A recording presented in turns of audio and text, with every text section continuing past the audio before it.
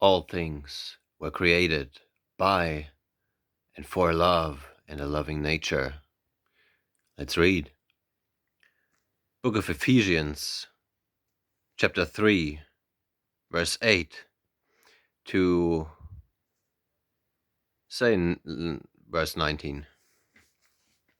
Verse 8.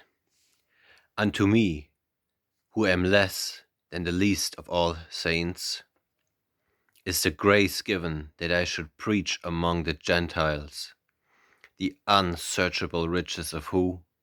Christ. Christ is the I am, the spiritual mind that is in you. I am, salvation is his name. The Savior is the I am. I am is God's name. Book of Exodus, chapter 3, right? I am is also your awareness of being, which is God. So God's nature is love, right?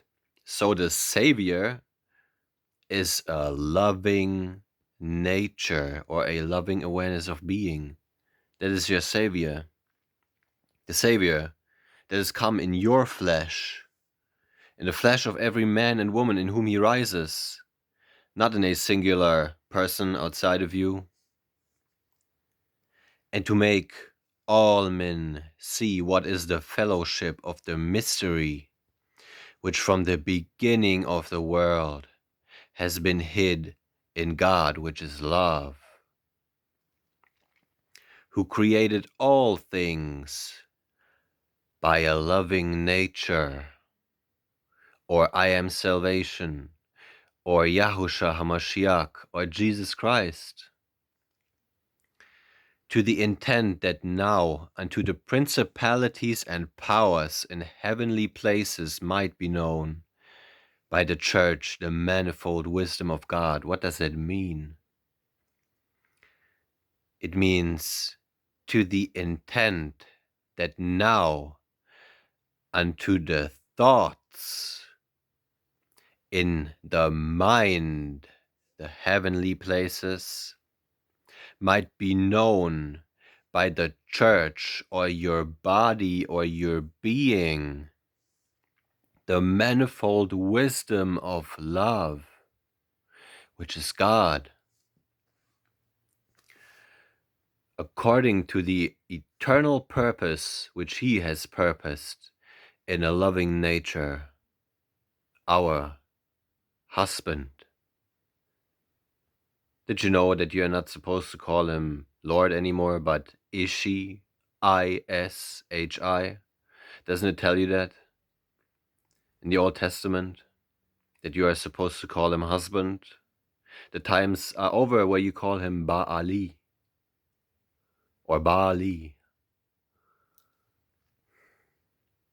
in whom we have boldness. We have boldness in our loving nature, which is our Savior, and access with confidence by the faith of him.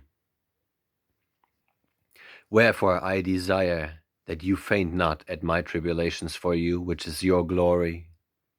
For this cause I bow my knees unto love, which is the Father of our loving nature. Our loving nature comes from love itself, which is God, of whom the Holy Family in the mind, in the thoughts, and the earth, the feelings or the emotions, is named, is natured. Do you understand? That he would grant you, according to the riches of his glory, to be strengthened with might by his Spirit in the inner man, because the spiritual mind is in you. Christ is in you. The loving nature is in you, in the inner man. That Christ may dwell in where? In your hearts.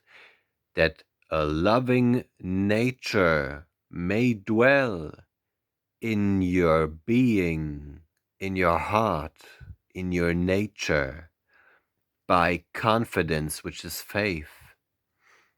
That you, being rooted and grounded in love, may be able to comprehend with all saints what is the breadth and the length and the depth and the height, and to know the love of that loving nature that is in us, which passes knowledge, that ye might be filled with all the fullness of love.